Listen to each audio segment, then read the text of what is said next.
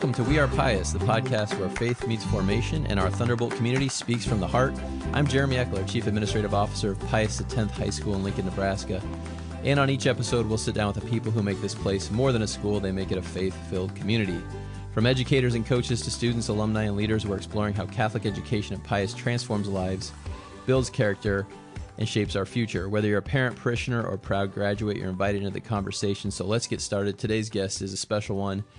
It's Mr. Mike Murphy, who a lot of you will remember from all of his years here at Pius.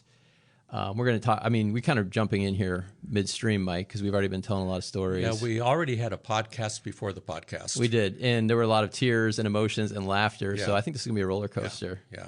I'm really excited about this. We have the Kleenex out in case we hit, some of the tough stuff, but we'll have a lot of laughs here too, because we're going to talk not just about your sort of education, career, and what you're up to now, but we're also with us in spirit, and a lot of the discussion today will be your late wife, Karen. Right. And we're going to talk a lot about Karen and her impact on you and on Catholic education. Mm-hmm. So this is a really special episode. Yeah, because we were, and still are, a team, no doubt.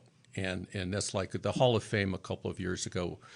The fact that we went into the Hall of Fame together, when I was notified, I thought, yes, that's exactly how it's supposed to be. Yeah. So we're going to talk a lot about Karen. We're going to talk about your career, but we'll just see where the conversation goes. But let's start at the start. How'd you get your start in teaching? And when did you get to Pius? What was Pius like when you got here? Yeah, well, I was the kind of band nerd in high school. I went to Grand Island Central Catholic. I want to mention, being from Grand Island, something I'm really proud of. The real old-timers will remember Sister Amata, who taught at Pius for a long time, I think in the 70s. Well, I had Sister Amata as my 7th grade teacher at Blessed Sacrament in Grand Island, and she was also the school principal. And Sister Amata is one of the most memorable teachers I ever had. And once you've had her, you will never forget her. And people who had her here at Pius will understand when I say, in 7th grade, with her as a teacher, every bit of English and grammar I ever learned, I learned in 7th grade from Sister Amata. At Grand Island Central Catholic? This was actually at Blessed Sacrament Grade School in 7th grade. And but I just mentioned that because after she left Grand Island, she came to Pius, and she became a legend here at Pius. And I've always felt like a little special, because when people talk about Sister here at Pius, I thought, but I knew her. I knew her before that. I knew her when. But I went to Grand Island Central Catholic, was always the band nerd, loved music. So when I went to college, it was just natural to go into music. And I love performing, so I love teaching and performing. I've always been a professional musician alongside of being a teacher, and I think the two, being a performer makes me and made me a better teacher. Yeah. And so, and I started teaching. My first job was in Wymore, Nebraska. Then I taught in Adams, Nebraska, which is now Freeman. It's since become consolidated.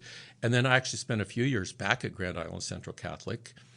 And then I went through what I call my early midlife crisis and just took a break from teaching and went back to grad school. But in the long run, that was meant to be, because that's where I met Karen. Okay. And then Karen and I became engaged. She was in music. She has her master's in flute, but she wanted to teach. We got married in the summer of 1985. And 2 months before we got married, I was hired at Pius. Okay. And so so I came here in 1985, fall of 1985, and retired in 2022. Wow. Yeah. What was Pius like? What are the changes? What do you see? Because you're in the building now. You saw. Yeah. It's almost like you become numb to it, because it's changed dramatically but gradually. But when I think about it, my parking spot was in the east parking lot. The parking lots were gravel. They had these big log poles that separated the parking rows. And, the east parking lot now seems like where I parked back then. But actually, I would have parked my car where the trophy cases are now. Oh, wow. Because that would have been Yeah. outside. Yeah. That would have been the edge of the parking lot. Yeah. So like the commons and then the trophy. Yeah, you'd be parked because there. that was all parking area, so everything just from the parking lot to the. There's been so many additions I've been through. Mm-hmm. I don't know that I can remember them all exactly, but just the physical layout of the campus was so much different. When I came here, the enrollment, it was in the 600s, 625 sticks in my head. Okay. And then gradually over time, of course, it grew. I remember the point where we reached about 750. For some reason, I thought, wow, we're getting big. And then, of course, 1,000, 1,100, which I think is about But where we're at right now. where we are right now. Yeah. I still say we. Yeah, exactly. I find that. That's great. Yeah, that's exactly right. Yeah, and so it was just, the football field was grass, so we practiced out behind the school, which was a total mess. It's clay, and I used to get chewed out periodically by administrators in a nice way, but on many mornings after band practice, the kids would bring all kinds of clay mud into school. Sure. Yeah. And I spent second period most often was a planning period. And I spent a lot of second periods with a broom. If you can imagine, sweeping up the halls of Pius High School of all of the mud that my students brought in. Yeah. Yeah. And then Jeremy, when you were here, I think we were still practicing it when you were here as a student. As a student, okay. I think we were still practicing out back. Yep. I don't think we had. That's right, yeah. I don't think the late 90s, yeah. Yeah, I think the football field was still grass. It was grass, yep. So we could practice on the field on football game days, or sometimes if it was a Friday and there was not a game, but we had a contest the next day, we were allowed to practice on the football field.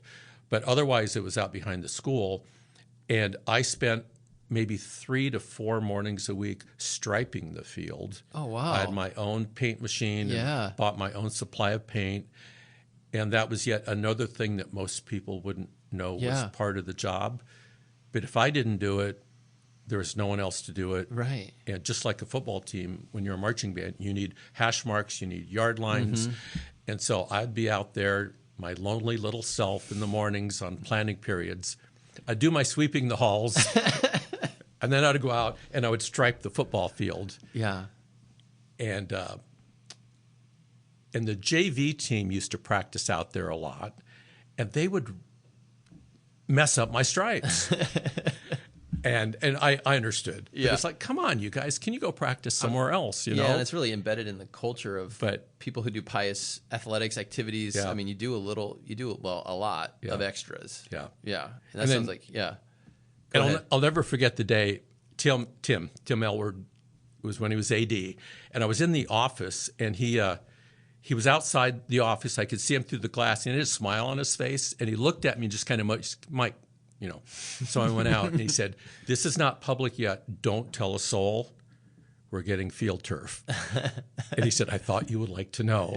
And so it was like that. It's like, and so for quite a few years, and he said, "The stadium is yours first period. That's your classroom in the fall." So how great. So anyway, that was monumental, and it's so nice. Now I actually subbed for marching band last week. Oh, nice, yeah. And it was the first time I ran a marching band rehearsal in like 12 years. And I'm walking out there, and I'm like, man, this is really nice. You know? Right. Yeah. No more striping, no more mud. So when you think of the arc of band, like when you came in, what did marching band and what did the various bands we have look like then to now? I mean, Jared's been on, Mr. Wilhelm's been on the podcast. Right. And he's talked a lot about trying to fill your shoes and standing on the shoulders of giants, but also wanting to make it his own. So we've got all these little spin-off bands, the mariachi band, the jazz band. What was it like when you got in here? What did you... Well, there are certain elements that were very similar to now, and I think Jared's just built on them. I mean, the base foundation, we had 2 concert bands, we had a marching band, and we had a really fine jazz band. And the reason I mentioned really fine jazz band, and I know Jared's done great work with the jazz band recently, you know, winning awards. But the thing that was so nice back then was jazz band was a class that met 5 days a week during the school day. And, music is just like sports. It's about repetition. Repetition, And consistency. so having band as part of the school day, jazz band as part of the school day, and on top of that, we had some just really fine musicians. And so I would say when I came in, I was building on what previous directors had done. Yeah. And part of that was a good jazz program. And the fact that it was a part of the school day, it was great. I mean, we had some really excellent jazz bands. And then we always did have really good jazz bands, but because of scheduling issues, we eventually had to go to what they do now, which is before school. And we didn't start jazz band immediately. It was easier to start it usually after marching band was done. Yeah. I just remember the level so I came in as a teacher then, right, in like 2002, and I remember the level of collaboration. You know, I think so much back to how people like you, Ray Faricki, Katie Elsner, Jan Frazier, Jim Hansen formed me as a Catholic educator because the amount of collaboration. So, you know, Tim Alward saying, getting the news about the field turf and saying, Mike will want to know. Yeah. The fact that you're cleaning the halls.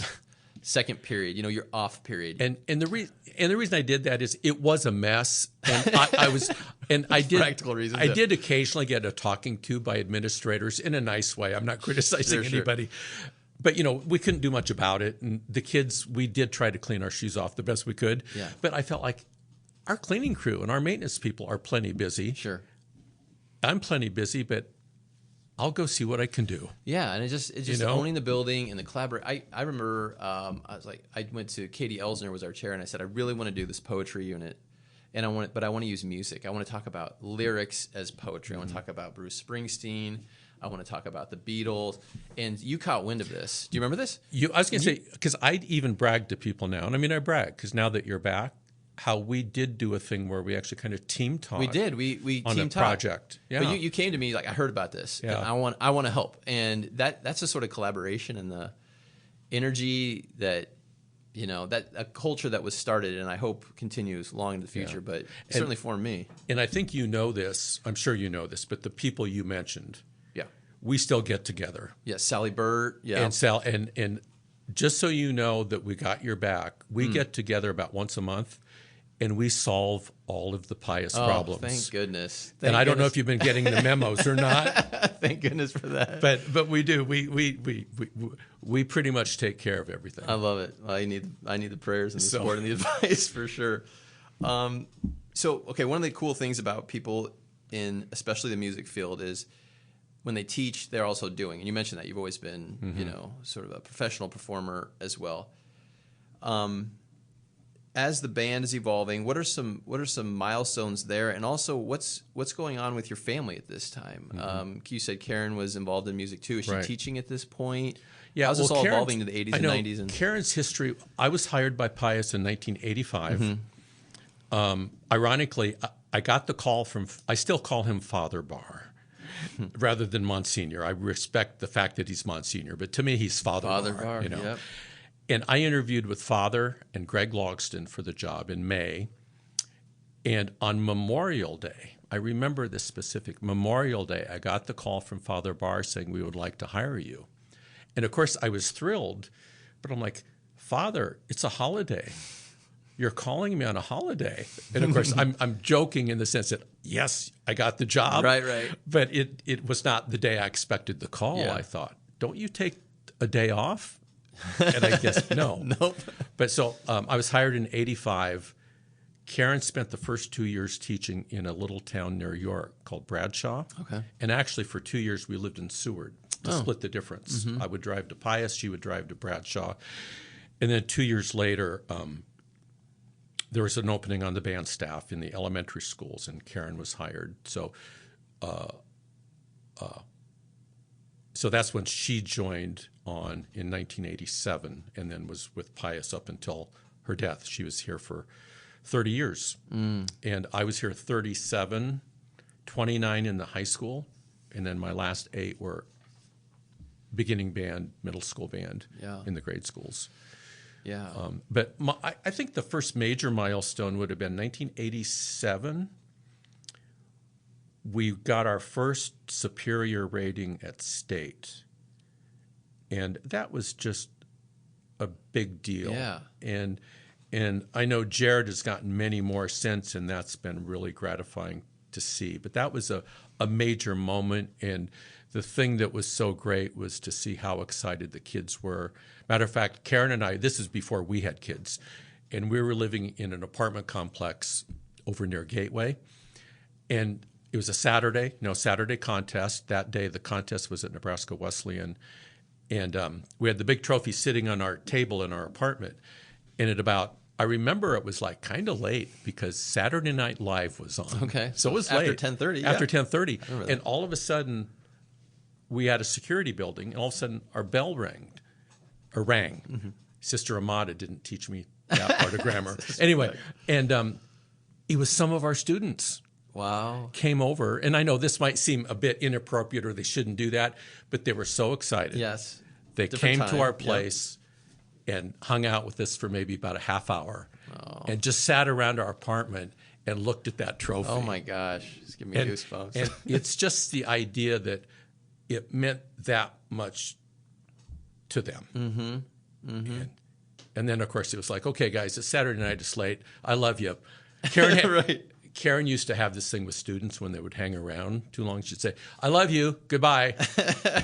So that was but it was so gratifying. So gratifying. And another year later, I think the early 2000s, we'd had a bit of a dry spell.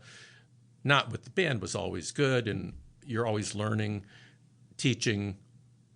Every band is good in its own way, but had not been as successful for a little while and achieving just everything we wanted to in contests.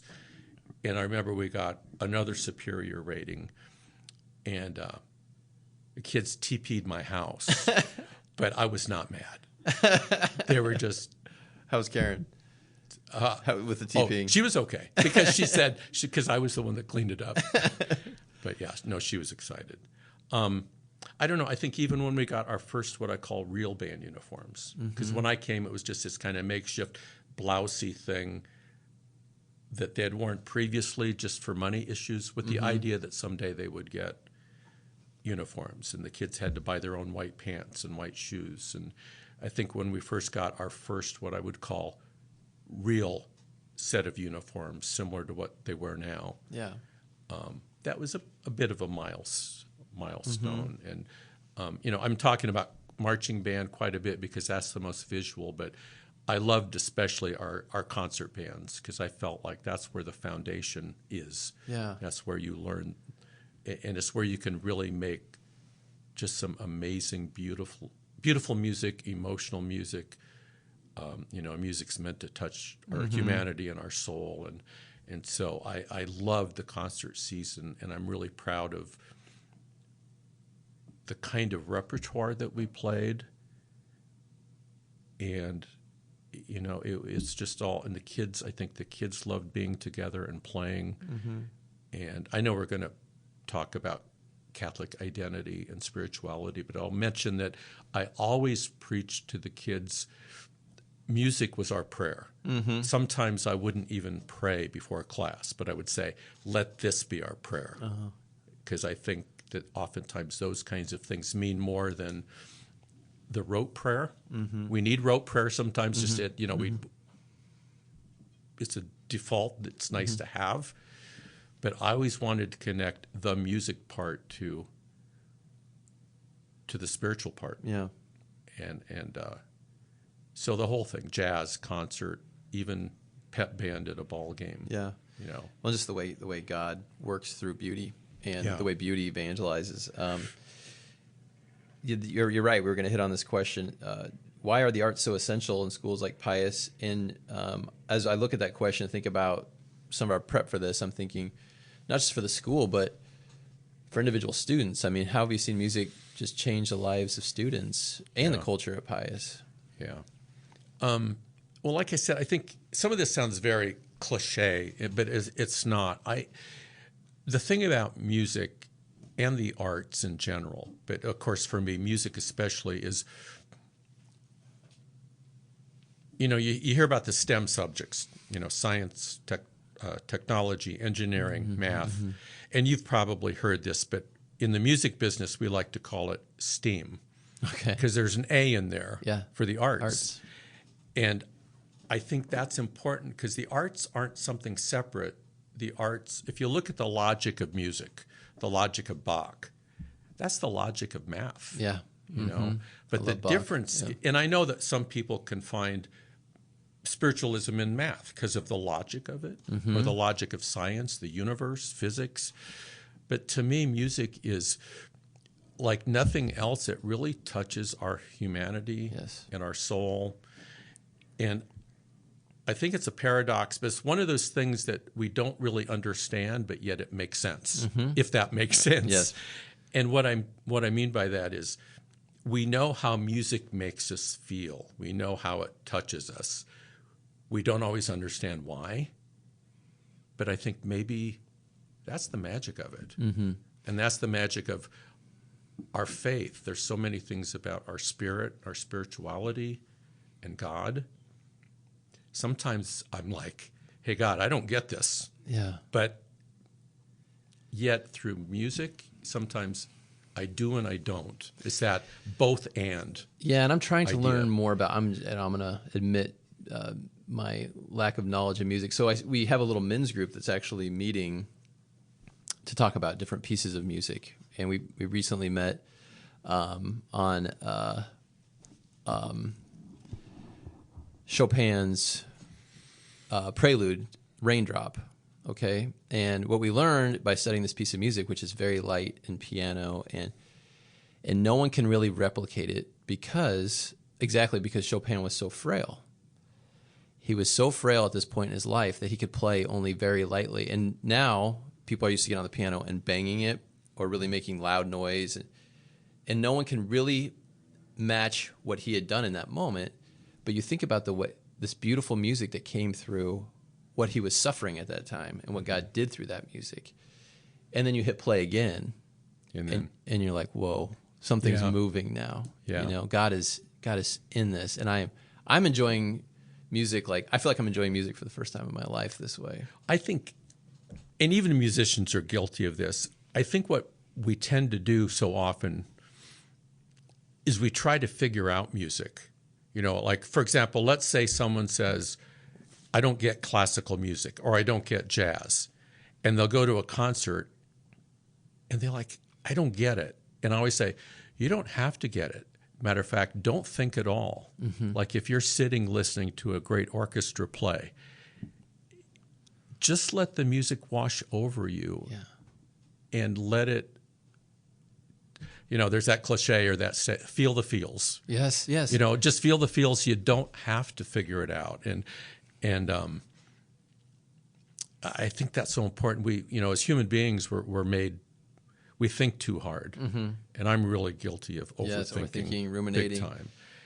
Yeah, I went to the local performance of Mozart's Requiem, and I got separated from my group, and it was a packed house, so I sat in the balcony.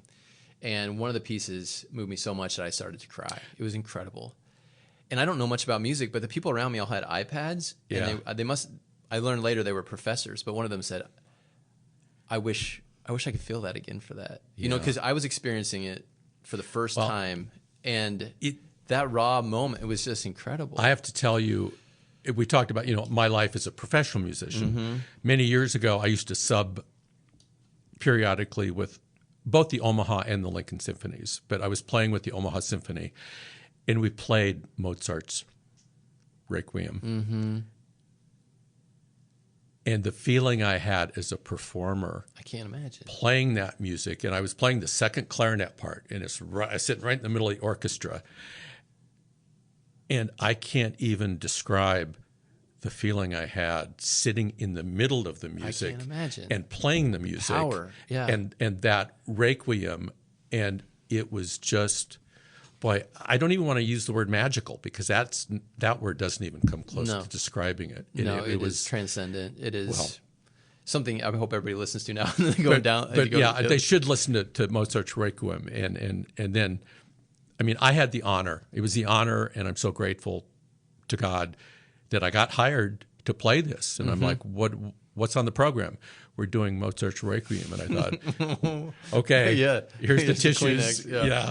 Absolutely. But is powerful. But again, playing it, as a musician, it's like when you're an athlete. You get in the zone. Mm-hmm. You don't want to have to think about what you're doing. And I thought, I really want to prepare this. So when I'm playing it, I'm just, I'm not, I mean, I'm watching the conductor. You have to think to a certain, but I just want to let it happen experience it. And it was magnificent. So I'm glad you brought that piece up. Well, I think it's so important for our listeners and for everyone to understand the power of the arts,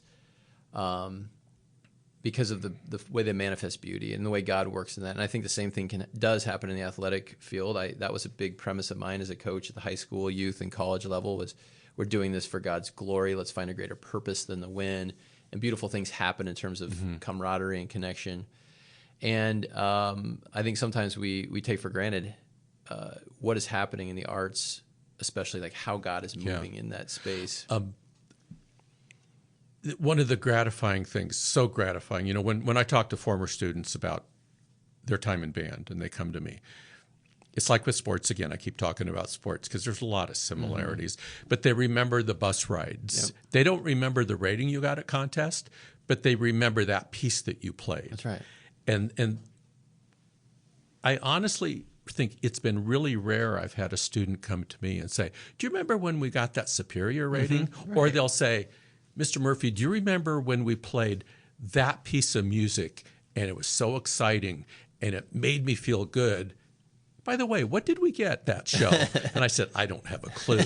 And you know what? To be honest with you, I don't care. Yeah. Because it was about the feeling, that music, and that community of their friends. I mean, we get so caught up. I know wins and losses, they're important. Or in music, there's ratings. They don't really mean anything. I hope that doesn't come out the wrong way. Right. They do, but they don't. There's more important things. Yeah. And but it's gratifying when kids would always say, "Do you remember that piece that we played?" Yeah. There was a piece we played. It's a great choir piece, but they transcribed it for band. It's called Magnum Mysterium, and it's Karen and I heard it for the first time. The Wind Ensemble at the University of Nebraska performed it maybe 20 years ago. And Karen and I were in the audience at Kimball Hall. And at the end of the piece, we just turned to each other and we were both bawling. And I said, we're going to play that piece. So we played it here at Pius a few times. And after a run through, after we had learned it, and the kids just loved it. It's just, that was a piece I said, we're going to pray. We're going to play this piece. And I remember one day we played it, and it was the second semester concert band. And at the end of the piece, there was just absolute silence. And then all at once, every kid in the room just let out a giant sigh. Yeah. And I just thought, yes. What a moment. It was. What a moment. That's what we do. That's what we do. Yeah. And you mentioned Karen, and you were sitting there together hearing that piece. It's pretty unique. I mean, really, what was built here with the band program, Karen is working, correct me if I'm wrong, but she's working in various schools and junior highs, and those kids, for the most part, are coming up to Pius and meeting you. Look what you built together. What made her such a special partner and educator? Yeah. The thing about Karen, as far as her duties here, she was not officially assigned to Pius. When I first came to Pius, I didn't have any help. It was just the Pius band director, and I think periodically, sometimes the elementary teachers would come in and help a little bit, but it wasn't like it is now. And I think now is great. I mean, I think it's a big program, and you need more bodies, especially during marching band. But Karen started to help me at Pius before she went to her grade school duties every day, mostly out of necessity, because there were just so many things to get done. And she said, I'm going to come and I'll help you do this and I'll help you do this. And then after a number of years, it just became like that was part of her duties, was to help at Pius in the morning. And it was so, I don't even know how to describe it. But when I hear people talking about the Pius band so many times, it's not Mr. Murphy. I hear Mr. and Mrs. Murphy. Yeah. Mr. and Mrs. Murphy. Yeah. And what happened is we just sort of evolved into that naturally, you know. And I think her part of it at the beginning was, you're my husband, and I see that you need help. Right. I'm going to come help you. Right. You know. And then pretty soon that help ended up being part of her job. Yeah. And, you know, some people called us good cop, bad cop. I have my temper, but but people thought, I had someone tell me once how well we worked together because we kind of had that good cop, bad cop kind of thing. Me being the good cop, which she would laugh at probably, and Karen being bad cop. We know Karen was very loving and her kids loved her, but she had this sarcastic kind of, she could give the little dig and I would kind of balance that out. And it worked. At least it seemed to work. No, it worked. You know, beautifully. So, what schools did she work at? You know, or she bounced? She bounced around over her eventually? time. She taught at a lot of different schools because there would be changes. But I'd say her most consistent schools over the years were St. Teresa's, almost always. I subbed there again last week, so it's kind of, that's one of the things. It's like I mentioned earlier. I was at St. Pat's a day because she taught there. She was at I'd say in her most recent years, it was St. John's, St. Teresa's, St. Pat's, and she also, when North American Martyrs opened, she was the first band director assigned there, and she spent a lot of years at Martyrs. And then when I left the high school job to do exclusively grade school, I replaced her. Well, I actually replaced Jared at Martyrs, but I ended up being at Martyrs, so that was really nice. And one thing I guess I'll mention, a lot of people don't know about me. Some do. But of my 29 years of high school teaching at Pius, 28 of those years I was assigned to grade schools. Oh, wow. And I don't know that many people realize that. And sometimes Jared, because Jared had to go through that too. And Jared sometimes will come to me and say, how did you do that? Yeah, right. And I'm like, I don't know. You just do it. Yeah. But a lot of my career, I was at Pius, Sacred Heart, and St. Peter's. So I'd walk out the door here at noon and go spend my afternoons over there at those other two schools. And it was hard. It was a lot of stuff. But again, you do what you have to. And I know Jared had a couple of years of doing that.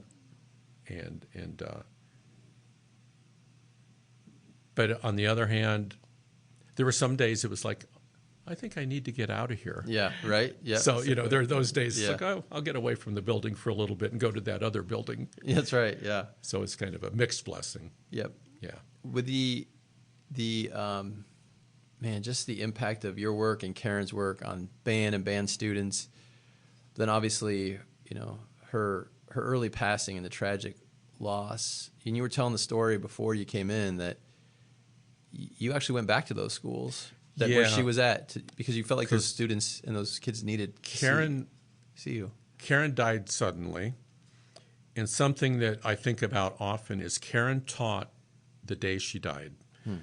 It was a Thursday. She died overnight, Thursday into Friday. And on that Thursday, she was teaching kids at St. Pat's. And so I mean, how appropriate and amazing is that? Yeah. She taught literally up to the end of her life. Yeah. And I go back to those, and when she died, it was so sudden. I mean, of course, I was grieving. We were all grieving, but I knew I had to talk. You know, we call, as you well know, our students are our kids. Yeah. And I just knew I had to go talk to her kids. And so several weeks after Karen died, I decided, okay, I'm ready. And I made the rounds of her schools to talk to the kids, just to talk. And frankly, I went because I knew we needed to cry together. Yeah. And the first school I went to was St. Patrick's. Yeah. Because that's where she was that day. That Thursday. That's the. Yep. Yeah. And we just talked, and they asked questions. And I know I mentioned this to you earlier. One little fifth grade boy at St. Pat's raised his hand, and I said, yeah, what? And he said, did she hurt when she died? Mm-hmm. Oh. And I thought, how special that this young boy is concerned about, did Mrs. Murphy hurt? Mm-hmm. And she did not. And because it was very sudden. And so I could tell him she didn't hurt. Yeah. You know, she was fine. Mm-hmm. And, but I have, of course, it was really hard on all of us. I mean, the kids, myself, these meetings. But even now, 9 years later, I feel, well, not quite, almost 9 years later, I have such beautiful memories of those meetings with those kids. And you've been back in those schools since. And then I go back to some of those same schools now and sub in those schools. And I have been back to St. Pat's several times over the last few years, subbing and, you know, teaching in the same school she spent her last day in. Yeah. And as sad as that sounds, and it is, it's also pretty wonderful. Yeah. So, yeah, you're a real gift. Yeah. Both of you are. Well, you know, and I also want to mention along the way, since we're talking family, I can't get through this without talking about Sean and Ryan, my two sons. Yep. Because that was one of the great gifts of Pius, is not just Karen and I, but for 12 years, they were 4 years apart in school. Okay. And I started both of them in band at St. Peter's and then had them all through Pius. And so for a total of 12 years, they were part of the band program. But of course, even before, when they were little kids, they were part of the band program because they were like the coach's kids, always hanging around the school, always coming to pep band. Both boys, when they were young, were doted over by the high school kids, especially the high school girls, you know. Some of them adopted. My son Ryan was the band mascot. And, you know, and that's one of the beautiful things about Pius for me, is we talk about the Pius family, and yes, that's true, but in my case, it literally was family. Yeah, yeah. That Tim Howard talked about that with his kids too, you know, joining them at every football game and practice and activity. And it's a real joy for me to stand on a sideline or go to a concert and have my kids with me, you know. And I have to mention with both boys, just a couple funny things, is I gave my son Sean a detention one time. Okay. And I gave Ryan a demerit once, and he came up and argued with me at the end of class, just like a typical student, except in this case he said, Dad. He said, you can't give me that.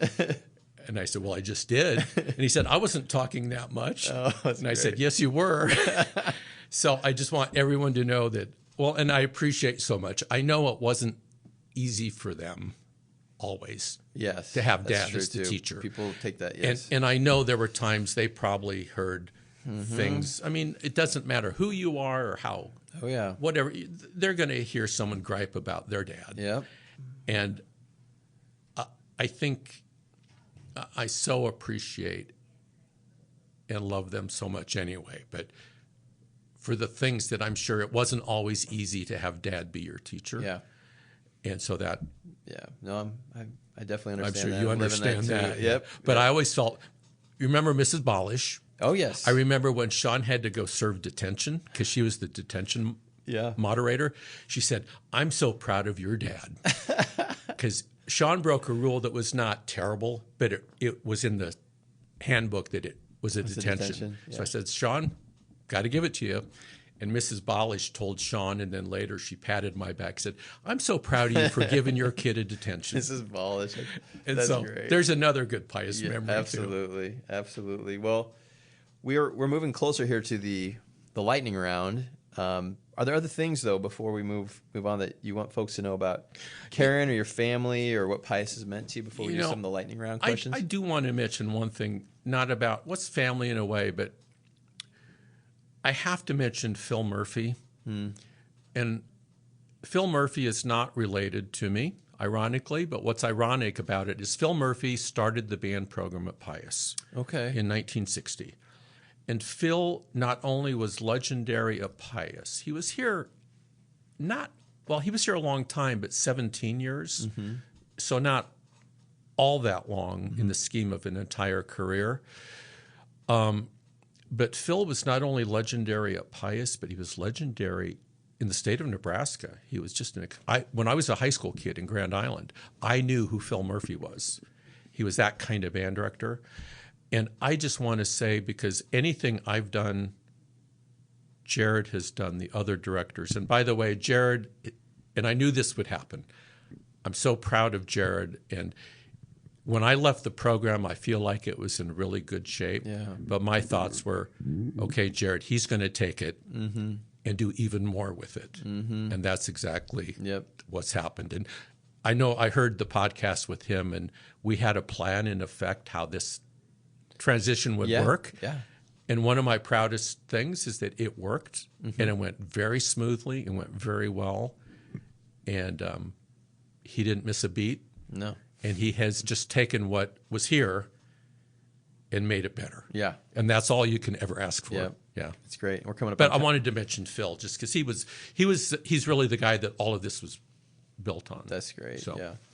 Yep, Jared has continued to build on the legacy, and we're entering band competitions coming up here. We're in October. Speaking of October, let's do this lightning round because it's going to be perfect. You ready for the first one? First one, and it is The first one is, who's your favorite saint right now? And we share this saint, but there's something else here. Yeah, it was St. Francis of Assisi. And I will say this, I'll let the world know, my birthday is on October 4th, but that's the Feast of St. Francis. That's right. So I've always loved St. Francis. And he's my confirmation saint also. But as I've gotten older, I've gotten much more into the idea of stillness and silence and simplicity. I don't practice it very well. There's a term I read just recently, like this week, in a book by a priest by the name of Richard Rohr. And he was talking about St. Francis, and he used the term, you think of the word poverty with St. Francis, but he said even more than the materialistic poverty is the term ego poverty. And that really just resonated with me because, we talk, trying to find your authentic self, your true self, and the ego is always there in the way. And so when I think of St. Francis, I'm trying to be aware of his ego poverty. But yeah, St. Francis is very nice. He's my saint. October 4th. October 4th. And we're going to tie this together because the next question is your favorite Bible verse. And after Karen passed, you had holy cards made with St. Francis, and you got medals of St. Cecilia. So we're going to talk. What is your favorite Bible verse? And can you just tell the story here of the holy card and the medals? Yeah. Let me first of all, my favorite Bible verse myself is Psalm 46, be still and know that I am God. Okay. And that's really been part of, I meditate a lot. I get up early in the morning and I sit in the dark and I just sit. And I mean, there's prayer involved, but it's the kind of silent prayer where I just try to pray by not praying. Just be present. Just be present. Yeah. And I meditate a lot on that, be still and know that I am God. And that has meant a great deal to me in recent years. Yeah. And then my other Bible verse, because it was Karen's favorite, especially the last few years, is Philippians 4:13. I can do all things through Christ who strengthens me. And I mean, what a great thing to keep in your head all the time, right? Yep. Especially here at Pius with the Restore All Things in Christ. And yeah, I had holy cards made up to give to the kids, her kids, when I met with them following her death. And I gave the kids a medal of St. Cecilia, the patron of music. I had holy cards made up with St. Francis, and then some Bible verses on the back. One is the Philippians, and then the Ephesians. Do you want me to read? Yeah, read sure. I just wanted to find something that would be appropriate, addressing the spirit in music, in the arts, and I thought this was perfect. And it was Karen. But be filled with the Spirit, addressing one another in psalms and hymns and spiritual songs, singing and playing to the Lord in your hearts. I'll emphasize the playing. Yeah, yep. But I thought it just ties everything together, playing, singing, spirit. Yeah, that's great. That's what it's about. So That's beautiful. So the third question on the lightning round is, who or what are you praying for right now? And we can join you in that prayer. We can add, there's a lot of things, but right now I have my son Ryan married about two years ago, a little over 2 years ago, and the young lady he married has 2 boys, and so immediately I became a step grandfather. Oh wow, yeah. But I don't like to use the word step. Okay. And but then this last June, 3 months ago, I am now the grandpa to a baby girl, Avery May. Congratulations. And so I'm praying for family, for Sean too, of course, my other son. But Avery, she was born early in the morning on June 13th. And that night, she was at St. E's. She was in the NICU. And that night, she had to be life-flighted to Children's in Omaha. Oh.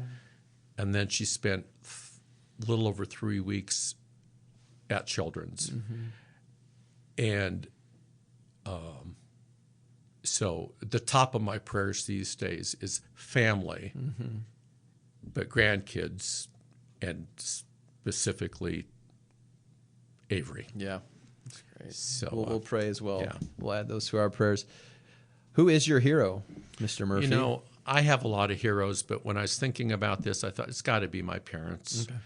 My dad died when I was in college, but I think about him and, 6 kids. He was an insurance adjuster, a real faithful Catholic family man, and just went about doing everything he could for his family and his faith. Yeah. And that's heroic. Yep. And then I have to also mention my mom, because when my dad died, my mom was in her 40s. So she's still real young. Yeah. And she, all of a sudden, a widow. 2 of us were in college at the time, but there were 4 at home. My youngest sibling was, I think, 7, when Dad died. And my mom died 9 months after Karen. And it was time. She'd had some dementia, and she wasn't doing real well. But we used to take turns spending time with her in the evenings. And she was here in Lincoln at the time in a home. And I remember one night I was talking to her, and I was grieving Karen, and I liked to talk to her about Karen. And it seemed to help my mom in her state of mind. She liked to talk about things like that. And one night I just said, Mom, I'm having a really hard time. How did you do it when Dad died? And she's this almost 90-year-old lady at the time. Yeah. And she just looked up at me, and first thing out of her mouth, no hesitation, I had kids to raise. And I just thought, yeah. So gosh, we heard a similar story from she's Tim Howard. She's my hero too, Mom and Dad. So wow, that's heroic. Yeah, man. That's when we had Tim Howard here. He told us a similar story about his mom, and I think there were 8. It's just we're gonna pull together. Yeah, got kids to raise. Yeah, wow. And it was just in her she was having a tough time mentally and dementia, but she did not hesitate. No, it's like, Mom, how did you do that? What kept you going? I had kids to raise. It's like, oh, well, you did, and you did. We've covered so much ground. Mr. Murphy. What's one last thing you want the Thunderbolt community to know about you? I've been thinking about, here's where I talked about ego poverty. Yeah. And naturally, my ego's getting in the way now. A lot of people don't know I'm a runner. I've run marathons. I've run some major marathons. And as I told you before, here I am talking about running, and no one cares. And runners know no one cares. But there's something that happens in our brains when you run that you have to talk about it. Mm-hmm. But I think some of my older students might be surprised to know that I've run marathons and do kind of crazy stuff like that. And I started doing that when I was old. That's incredible. Yeah. I think one thing I do want to mention real quickly, just because a lot of people don't know that I am a recovering person. I've been sober for many, many decades. And the reason I'm mentioning that is not to brag at all. Mm-hmm. But I know that people have problems and people have issues. And there was a time when I thought I was not ever going to get better. Yeah. I just did not think it was going to happen. And I did. Mm-hmm. And it's been decades. And I still pray about it, and I'm aware of it. And Karen was a big part of it. My boys were a big part of it and still are. And I debated whether I should bring that up or not. Not that it's a secret, but yet I don't go out and pronounce it. But I just think maybe that's a good thing for people to know. Someone out there, yeah. We all have something. Mm-hmm. I read a person I follow once said, we all have our thing. Yeah. Well, years and years ago, addiction was my thing. Mm-hmm. And I did get better. Yeah. Yeah. And it's miraculous. But the thing I have to remember is it's still my thing. Yeah. And it's still buried in my brain somewhere. And I just have to always be aware of that. Yeah. Praise God for your healing. And yeah. So the last one's a prompt. The best part about being a Thunderbolt is? I'll say 2 words: community/family. Okay. That's what it's about. Yeah. That's what I think of. It's just. This has been so great. You're such a gift. Still giving and giving, and Karen as well. And I think we all know Karen's story and your desire to share it is just a blessing to all of us. I mean, you continue to sort of, it's almost like when you meet with you or talk with you, she's going to come up. I mean, she's present, and you keep sharing her story and her love and affection and her humor and all of those things. And it's just such powerful memories for so many of us. And I can't wait for people to hear this episode and remember all of that. And you know this, because most of us have had loss. When you lose somebody, it's just say their name. Mm. You want to say their name, and you want to hear their name. Mm-hmm. So for anyone out there that worries about someone that's grieving, just don't be afraid to say their name. Yeah. That's a blessing to us. Yeah. When that happens. Yeah. Oh, what a great episode. What a great conversation. Thank you all for joining us on We Are Pius. If you enjoyed today's conversation, share it with someone who loves pious and Catholic education as much as we do. We are blessed to be bolts. And until next time, do your best to restore all things in Christ. Thank you so much, Mr. Murphy. Thank you. Great. Bye-bye, everyone.